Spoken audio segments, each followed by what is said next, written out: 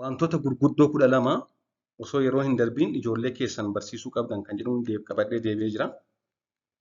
12 critical things you must teach your children before it is too late. Akkuma beektan egaa addunyaan kun yeroo ammaa haalli hawaasummaa fi miidiyaaleen hawaasaa kan amma keessa jiru kun ijoolleen keenya hordoftoota laafoo, ajajamoo fi dadhaboo akka ta'an gochaa jiru. Nuti immoo akka abbaatti akkasumas akka haadhaatti akka gaggeessaatti dura isaanii dhaabbannee isaan namoota kaayyoo hin qabne hordoftootaa fi mo'amtoota akka hin taanetti akka bocamuu qaban taasisuu qabna. Addunyaan osoo isaan hin balleessin yookaan osoo isaan addunyaarraa waan hedduu baranii isaan hin bocamin dura akka sirriitti guddatan gochuun dirqama maatiidha, dirqama keenyadha. Kanaaf egamee qabxiiwwan murteessoo 12 osoo yeroo hin darbiin ijoollee keessan barsiisuu qabdan kan jedhu akka armaan gaditti waliin haa ilaallu. Inni jalqabaan kabajni hojiin argama. Kabajni hojiin malee akkanumaan akka hin argamne jala muranii itti himu. Respect is earned, not given. Namni tokko jireenya qofaaf yookaan lubbuun jiraachuusaa qofaaf kabaja akka hin arganne barsiisuu qaba. Namni kamuu waan lubbuuf jiru qofaaf kabaja namni isaaniif kennu hin jiru yookaan isaaniif dhiyeessu hin jiru. Ijoolleen keessan kana sirriitti hubachuu qabu. Namni dhala namaatiif qofa yeroo itti kabaja argataa jiru miti yeroo ammaa. Kun dhugaa lafa jiru. Akkaataa itti of qaban amanamummaa fi jabinaan maqaa fi eenyummaa isaanii ijaarrachuu qabu. So kabajni hojiidhaan argama jechuudha. Akkaataa itti of qaban amanamummaa isaanii, jabinaa isaanii, maqaa fi eenyummaa isaanii ijaarrachuu qabu. Inni lammaffaan the world owes you nothing. Addunyaan oomayyuu isaaniif kennuuf qophii miti. Addunyaan oomayyuu isaaniif hin kennitu. Isaantu akka addunyaan isaaniif kennitu taasisa. Jireenyi jabaadha yookaan jabaataadha yeroo ammaa. Jireenyi jabaa akka ta'ee fi miira isaaniitiif dhimma akka hin qabne barsiisuudha. Inaaranii, hin gammadanii, maaloo ta'anii kan jettu addunyaan dhimma isaanii qabdu, dhimma namaa hin qabdu jechuudha. Jireenyi jabaadha. Jireenyi cimaadha si'ana. Jireenyi cimaa ta'e kun akkasumas biyyi lafaa miira nama hin hubanne kun akka jiru barsiisuu qabna. Yoo waan tokko barbaadan itti carraaqanii hojjechuudhaan argachuu qabu. Sababa dhiyeessuun yookaan gargaarsa eeggachuun hin jiru jechuudha. Teach them that life is brutal and it doesn't care about their feeling. If they want something, they must work for it. No excuses, no handouts.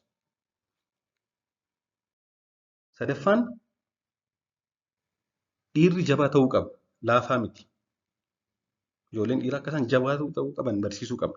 Hawaasni kan ammayyaa dhiira laafaa fi harka kennatu jajjabeessa.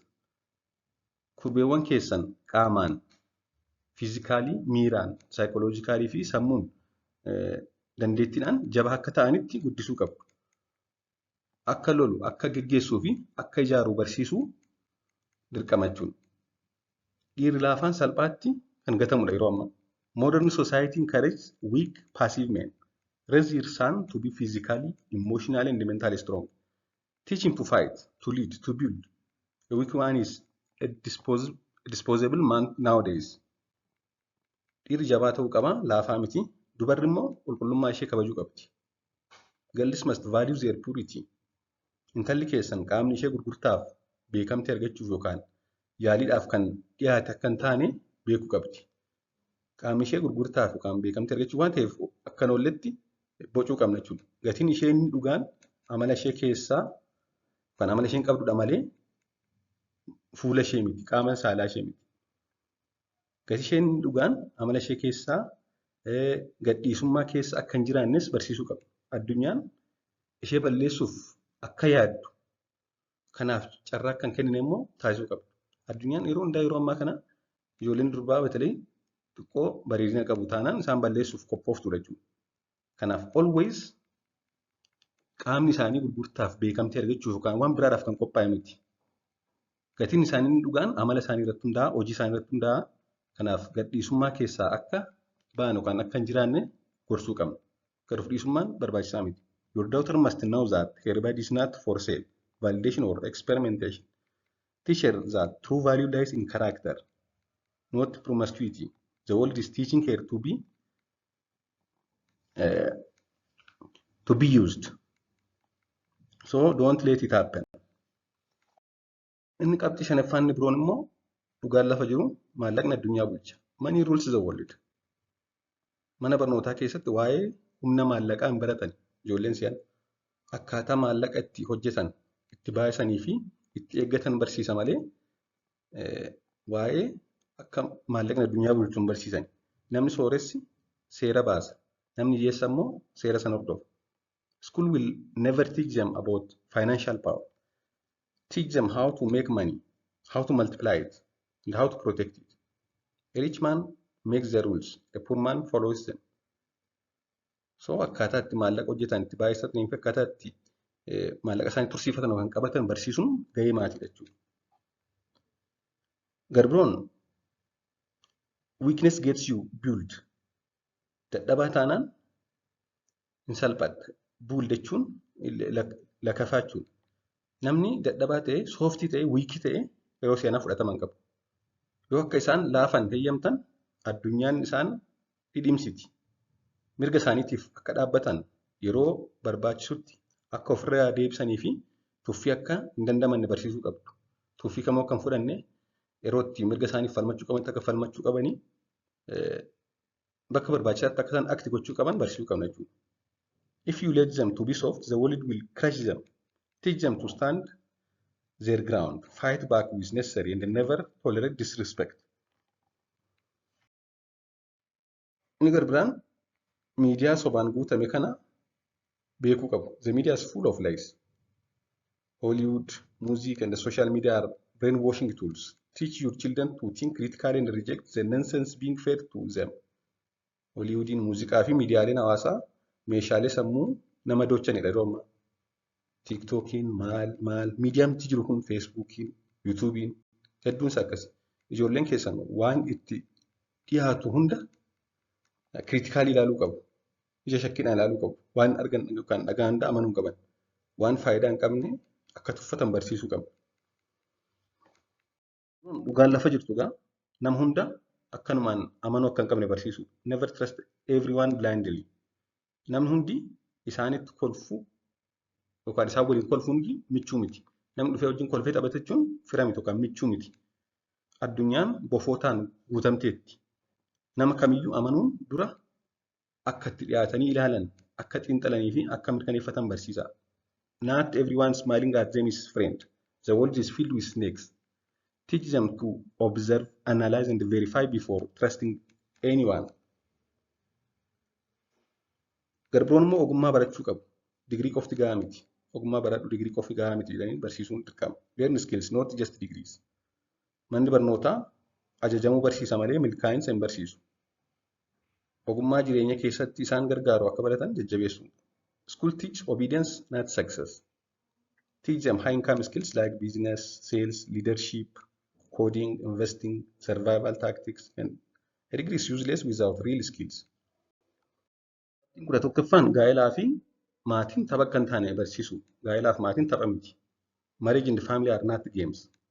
Ilmi kee haati manaa isaa isa deeggartuu fi kan maatii jaartu malee kan isaan dorgomtu ta'uu akka hin qabne barsiisi. Intalli kee immoo gaa'elli waadaa fi kutannoo malee akkaataa mijataa barbaadu qofa akka hin taane hubachiisi. Addunyaan kun hariiroo yookaan rileeshnshiippii ofittoo ta'e kan babal'isaa jirtudha. Isaan garuu kan ijoolleen keessan garuu kana duudhaa maatii dhugaatiin mormuu akka qaban barsiisu. Teach your son that his wife must be a nurturer, not a competitor. Teach your daughter that marriage is about commitment, not convenience. The world is pushing them selfish relationship. Counter that with real family values.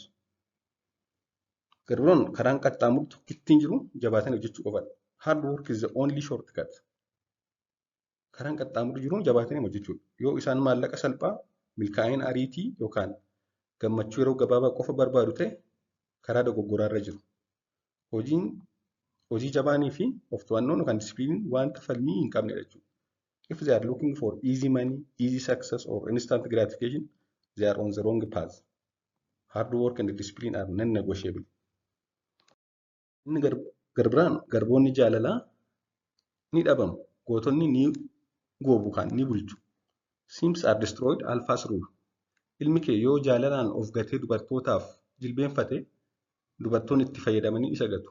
Intalli kee immoo dhiira gatii hin qabneef iddoo yoo kennite jireenyi ishee ni bada. Ni gadditis. Kabaja akka gaafatan, daangaa akka kaawwatanii fi gonkuma namoota dadhaboo duuba akka hin fiigne barsiisu. If your son becomes a simp, women will use and discard him. If your daughter values the wrong man, she will end up broken and bitter. Teach them to demand respect, set boundaries, never chase weak people. So akka waliigalaatti, if you don't teach your kids this lesson, the world will turn them into victims, simps, and failures. Take charge now, or watch them to be doomed later. Yoo barumsa kana ijoollee kee hin barsiifne, addunyaan kan amma isaan keessa jiran kun akka isaan harka kennatan salphatanii fi kufanii hafan hordoftoota ta'an taasisti. Kanaaf ammuma dhimma ijoollee keetii irratti xiyyeeffannoo kennii barsiisi. Yoo ta'u baate yeroo booda yeroo isaan badan ofuma kee teessee argita jechuudha. Wanta kana gochuun dagatinaa waan hordoftaniif hedduu galatoomaa turtii gaarii.